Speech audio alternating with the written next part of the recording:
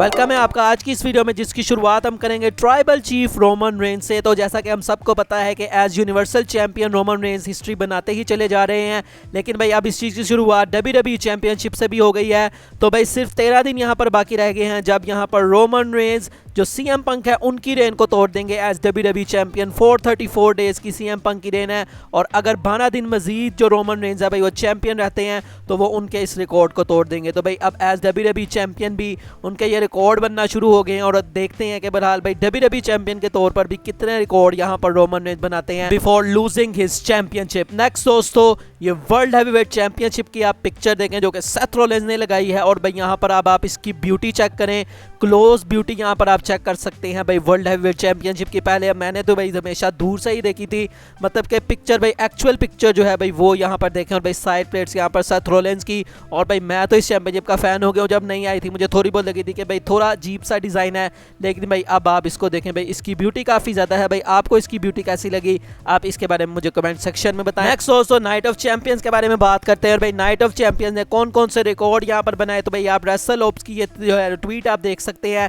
जहाँ पर भाई वो बता रहे हैं कि भाई सऊदी अरेबिया में हाईएस्ट व्यूअरशिप ये इवेंट बन चुका है, और इसने सरपास किया है लास्ट ईयर के क्राउन जूल इवेंट को बाय नियरली 20%। तो भाई क्राउन जूल ने भी काफ़ी रिकॉर्ड बनाए थे, और अब भाई इसने भी रिकॉर्ड बना दिए हैं। तो भाई आहिस्ता आहिस्ता WWE की हर जगह जो भी इवेंट होता है भाई वो पिछले का रिकॉर्ड तोड़ देता है।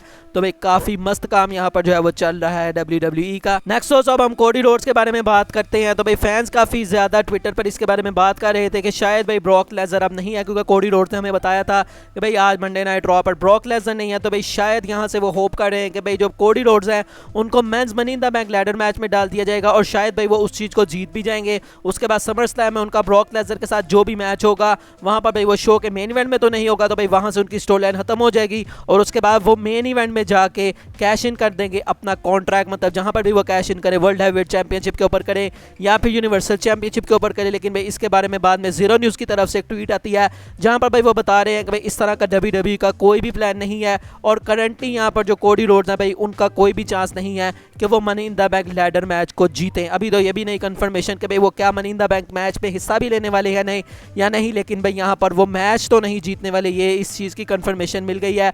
और उसके अलावा भाई समर स्लैम में भी वो रोमन को फेस नहीं करने वाले, ये बहरहाल रिपोर्ट है। नेक्स्ट दोस्तों, अब हम ब्रेव वाइट के बारे में बात करते हैं। तो भाई ब्रेव वाइट के बारे में अजीब सी जो है वो ट्वीट्स आ रही हैं। तो भाई रेसलिंग ब्लॉग की तरफ से 2 ट्वीट्स आती हैं जो कि कुछ देर के वक्फे से आई, मतलब कुछ देर बाद ही दूसरी भी ट्वीट आ गई। तो पहले उनकी जो ट्वीट आती है वहाँ पर वो बता रहे हैं कि भाई अभी तक कोई भी WWE का प्लान नहीं है brave white versus Cody Rhodes का मैच करवाने की एट समर स्लैम, जो कि मैंने आपको भाई कुछ देर पहले यहाँ पर बताया भी था। और दूसरे रिपोर्ट में भाई यहाँ पर आता है कि उनका जो रिटर्न है वो काफ़ी ज़्यादा टीज़ है, अब मैं मतलब काफ़ी ज़्यादा नज़दीक है, अ मैटर ऑफ टाइम, मतलब कि भाई बस टाइम की जो है वो बात है कि भाई कब यहाँ पर WWE उनको ग्रीन सिग्नल देती हैं और ब्रेव वाइट आ जाते हैं। तो भाई पता नहीं अब यहाँ पर ब्रेव वाइट के साथ क्या चल रहा है, भाई वो आ भी रहे हैं या नहीं आ रहे, और अगर आ रहे हैं तो भाई कब WWE उनको बुलाएगी, और अगर बुलाएगी तो भाई उनकी स्टोरी लाइन किसके साथ चलाएगी, क्या लैशली के साथ कंटिन्यू करेंगे, क्योंकि लैशली भी भाई अभी फिलहाल में कुछ कर नहीं रहे, क्या उनको ब्रेव वाइट के लिए रोका जा रहा है। तो देखते हैं बहरहाल भाई आने वाले टाइम में क्या ब्रेव वाइट आते हैं, और अगर वो आते हैं तो उनकी स्टोरी लाइन हमें किसके साथ स्टार्ट होती हुई दिखाई दे सकती है।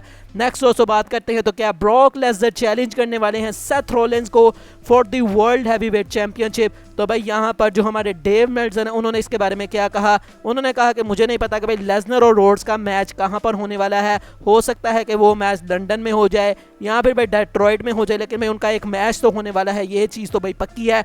और उसके अलावा भाई उन्होंने सेथ रोलिंस और लेसनर के बारे में भी बात करते हुए कहा, उन्होंने कहा कि भाई जहाँ तक मेरी यहाँ पर नॉलेज है तो भाई अभी तक WWE का कोई भी प्लान नहीं है कि ब्रॉक लेसनर को सेथ रोलिंस के सामने उतारा जाए, मतलब ब्रॉक लेसनर भाई अभी फिलहाल में भाई यहाँ पर वो टाइटल पिक्चर में नहीं आने वाले। उनका ऐसा कहना है कि मे भी दोस्तों डेमियन प्रीस्ट वो बंदे हो सकते हैं जो कि सेथ रोलिंस को अभी फिलहाल चैलेंज करें, और लेसनर भाई अभी दूर दूर तक कहीं पर भी WWE के प्लान्स में नहीं है कि वो वर्ल्ड हैवीवेट चैंपियनशिप की पिक्चर में आए। वैसे ठीक भी है क्योंकि भाई लेसनर भी पार्ट टाइमर है, तो अगर आपने एक पार्ट टाइमर के लिए दूसरी चैंपियनशिप बनाई उससे डर के, तो भाई दूसरी चैंपियनशिप भी अगर आप एक पार्ट टाइमर को ही दे दोगे तो भाई काफ़ी वो बेकार चीज़ होगी।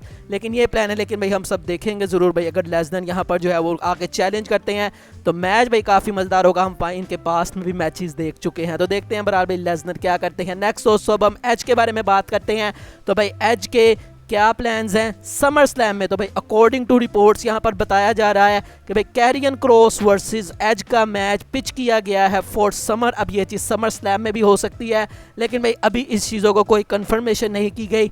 लेकिन भाई एज और कैरियन क्रॉस का मैच हमें देखने को मिल सकता है। अब भाई क्या आप इस मैच में इंटरेस्टेड हैं? कैरियन क्रॉस का भाई करैक्टर काफ़ी अच्छा है, लेकिन भाई अगर वो थोड़ा स्क्रीन टाइम अपना जो है वो ज़्यादा करें, उनको ज़्यादा WWE वाले फीचर करें, ना कि भाई बैक से सिर्फ वो प्रोमो दिखाएं, कार्ड दिखाएं।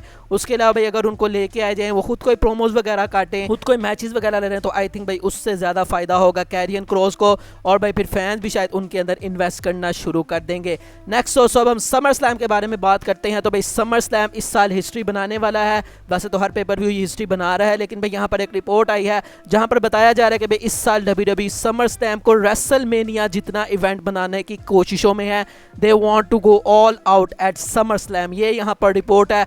तो भाई क्या हम इससे अंदाज़ा लगा सकते हैं कि भाई कितने बड़े मैचेस हमें समर स्लैम में देखने को मिलेंगे? मे भी दोस्तों कुछ लेजेंड्स भी हमें आते हुए दिखाई दें, may be John Cena, Goldberg, इस तरह के भाई कोई भी आ सकते हैं। गोल्डबर्ग के वैसे बारे में एक और भी रिपोर्ट है, उसके बारे में हम बाद में बात करेंगे। फिलहाल गुंथर के बारे में बात करते हैं। तो भाई गुंथर ने सऊदी अरेबिया में तो मुस्तफा अली को हरा दिया, इंटरकॉन्टिनेंटल चैंपियनशिप को अपनी रिटेन कर लिया। तो अब भाई उनका फ्यूचर क्या है, उनका नेक्स्ट कौन होने वाला है अपोनेंट? तो अकॉर्डिंग टू रिपोर्ट्स बताया जा रहा है कि भाई मैट रिडल वो बंदे होने वाले हैं जो कि उनको चैलेंज करने वाले हैं। अब भाई ये चीज़ नहीं पता क्या वो मनी इन द बैंक में होगी या रॉ में होगी, क्योंकि भाई मैट रिडल हमने सुना था और गुंथर भी सुना था कि भाई वो money in the bank match में भी जो है वो कम्पीट करने वाले हैं। तो दोनों मैचेस में तो कम्पीट नहीं करेंगे। तो मैं भी दोस्तों इनका मैच अगर मनी इन द बैंक में होता है तो फिर दोनों मनी इन द बैंक में नहीं हमें देखने को मिलेंगे। और वैसे भी हमने मंडे नाइट रॉ पे भी इसका टीज देखा था जब केविन ओवन और सैमी ज़ेन उन्होंने रिडल का नाम लिया था। तो भाई यहाँ से ये चीज़ क्लियर है कि इनकी राइवलरी हमें बहुत जल्द दिखाई देगी। एक और राइवलरी की बात करते हैं, the rock versus Roman Reigns, और ये वो राइवलरी है भाई, ये वो फ्यूड है जो कि भाई जब 2023 शुरू हुआ तो भाई हर WWE फैन के मुंह पर सिर्फ एक ही फ्यूड का नाम था, सिर्फ एक फ्यूड वो देखना चाहता था, और वो थी Roman Reigns versus the rock. और उसके बाद हमें पता लगा कि भाई रॉक नहीं आ सकते, उनका स्केड्यूल है, और उसके अलावा भाई वो अपने आप को इतना फिजिकली अभी फिट नहीं समझ रहे। उसके बाद रिपोर्ट आई कि भाई रेसलमेनिया 40 में शायद इसका मैच होगा। लेकिन भाई अब यहाँ पर रिपोर्ट आती है कि भाई WWE के अंदर मैनेजमेंट और बैक स्टेज पर जितनी भी टीम है अब वो इसके बारे में ज़रा भी इंटरेस्टेड नहीं है। उनकी जो हाइप थी भाई साल के शुरू में, वो हाइप अब बिल्कुल ख़त्म हो चुकी है। और अब भाई इतने लोग यहाँ पर इस चीज़ के हक में नहीं है कि रॉक वर्सेस रोमन का मैच हमें करवाया जाए। तो मैं भी दोस्तों अब इस मैच की पॉसिबिलिटीज़ काफ़ी ज़्यादा कम है। लेकिन मैं जिस तरह से ब्लड लाइन की स्टोरी लाइन चल रही है उसके अंदर भाई अगर द रॉक आते हैं तो भाई उससे इस स्टोरी लाइन को काफ़ी ज़्यादा फ़ायदा होगा।